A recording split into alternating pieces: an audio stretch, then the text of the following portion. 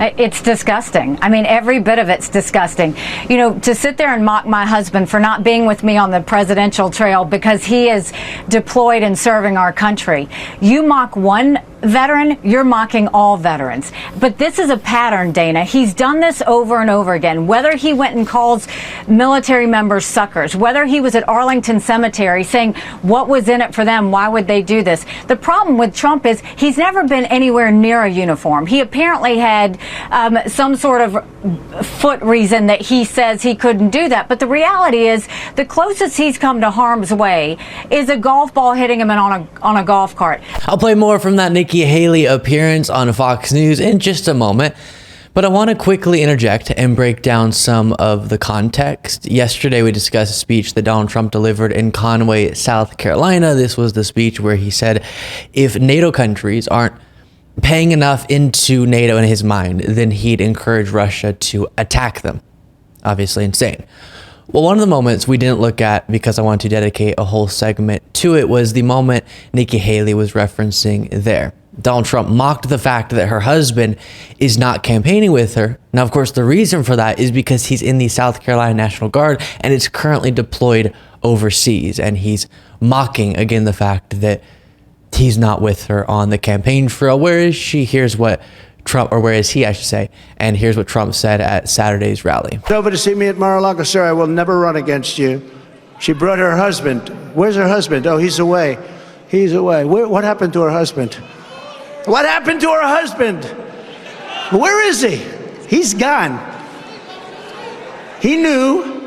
Then here's more from Nikki Haley. These men and women sacrifice for us every day. They're willing to shed blood. That's the values that made this country great. And anybody that excuses what he continues to say against the military is hugely mistaken, because this is going to be the president of the United States. We have to start doing more to help our veterans. They don't get the due they deserve. They don't get taken care of. We've got to start watching out for them. You can't do that if you've got a commander-in-chief that disrespects them. Those are fighting words for the military. In South Carolina, we love our military. We fight hard for them. We want to make their lives better. We don't mock them. And what he did is just disgusting. And anybody that agrees with it or says it's okay is disgusting along with them. Now, that's a noticeable escalation in rhetoric for Nikki Haley, calling him disgusting, finally.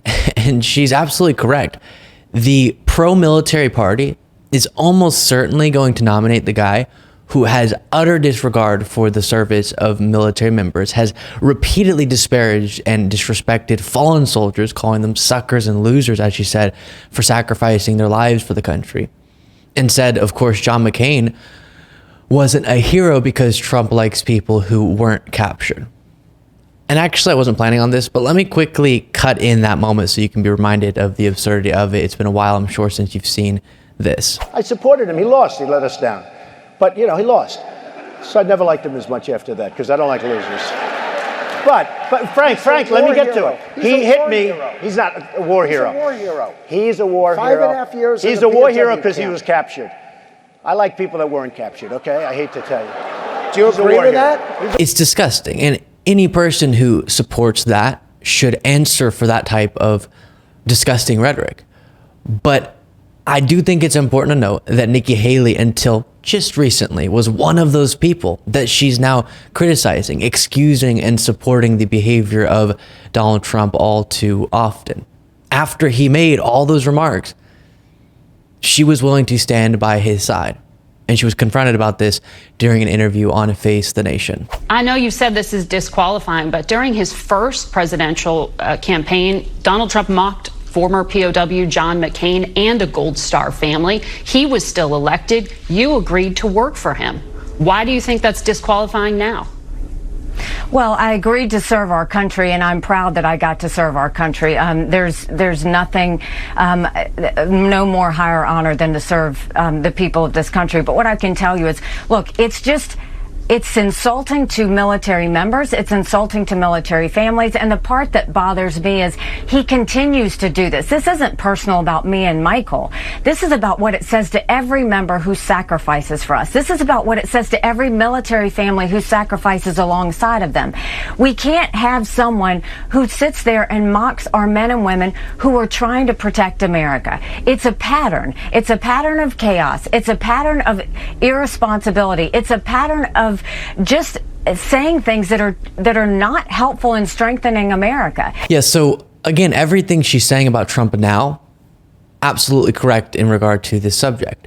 But I will say on her response, it's not just about quote unquote serving the country as UN ambassador that's the issue. It's also about supporting Trump after knowing about his vile character and behavior.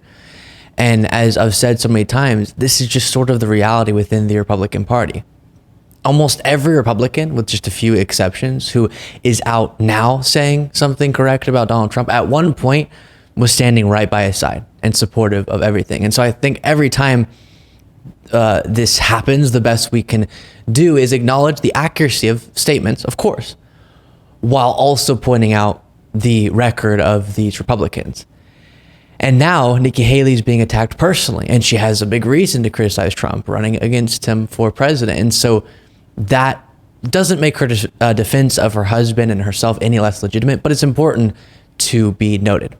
Then I want to show you some of Haley's appearance on State of the Union with Jake Tapper, and this moves off that subject and gets to her responding to Trump saying he'd encourage Putin to attack NATO if they aren't paying their bills. Well, first of all, in the administration, he talked many times about getting out of NATO, behind closed doors and publicly. So that's just a fact.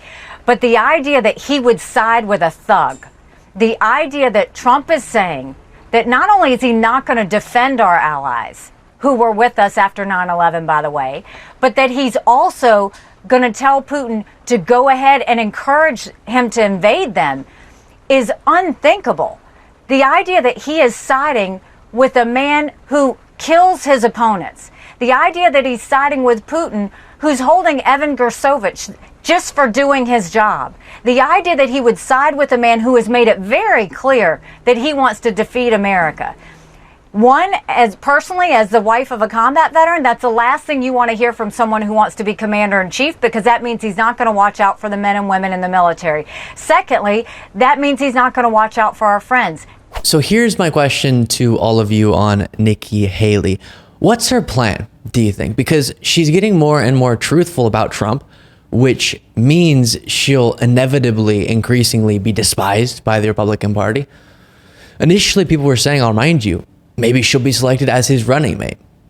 That now seems obviously off the table, but it's a reminder of the shift in her rhetoric. For most of the campaign, she would barely touch Trump, barely criticize him, and would do the whole I don't kick sideways thing, which if you missed that saga, right when she launched her campaign, the focus grouped phrase that she was going with constantly was, I don't kick sideways, I kick forwards. And she said it so many dang times. Well, she started kicking sideways, I guess. And so previously, her saying she wouldn't kick sideways left her a future in the Republican Party, similar to Vivek or DeSantis, Tim Scott. They can still reassimilate into the Trump GOP.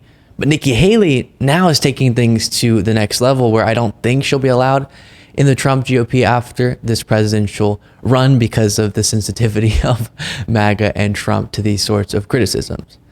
So what's the plan then? That's my question. I don't have an answer for you. That's not rhetorical. Actually, what's the plan? Maybe she feels like this is the end of the road for her politically. This is the end of her political career anyways, so she might as well go all in on this race since it appears to be nearing its conclusion, but who knows? Make sure you're subscribed to the YouTube channel, and if you want to go a step further, you can become a member at lukebeasleyshow.com/membership, and make sure that your notifications are enabled if you're a YouTube viewer. Podcast listeners, rate and review.